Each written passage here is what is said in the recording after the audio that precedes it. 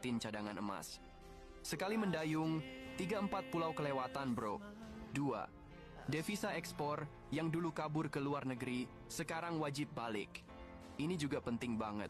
Selama ini, duit hasil ekspor dari tambang, sawit dan lainnya seringnya malah ngendon di bank-bank luar negeri.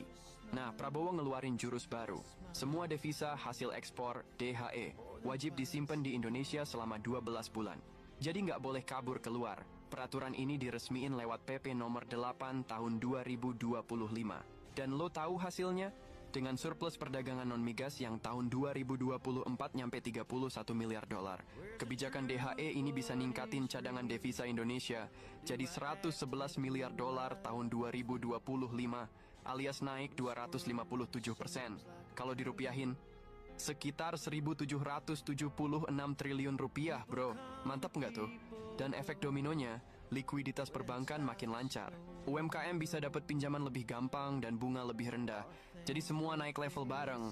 3. Grey economy digarap serius, pajak nggak lagi andelin yang itu-itu aja.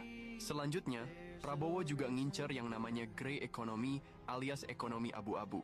Ini tuh sektor ekonomi yang selama ini jalan, tapi nggak ketahuan alias nggak tercatat secara resmi. Biar lo paham, rasio pajak Indonesia cuma 10%, bahkan masih kalah dari Kamboja bro. Artinya, cuma 10% warga Indonesia yang gendong 270 juta penduduk lainnya. Mulai dari bangun jalan, kasih dana bos, sampai biaya sekolah, semua ditopang sama segelintir orang itu. Kebayang nggak lo betapa beratnya? Makanya pemerintah mau naikin rasio pajak jadi 18%, minimal setara Kamboja. Catat, ini rasio ya bro, bukan tarif pajak. Jadi bukan pajaknya yang dinaikin, tapi jumlah orang yang bayar pajaknya yang mau ditambahin. Contohnya siapa? UMKM yang penghasilannya jutaan sampai puluhan juta sehari, tapi belum bayar pajak. Apalagi yang usaha rumah makan gede, tapi gasnya masih pakai LPG subsidi 3 kg. Duitnya ngacir, tapi tetap nikmatin subsidi rakyat miskin.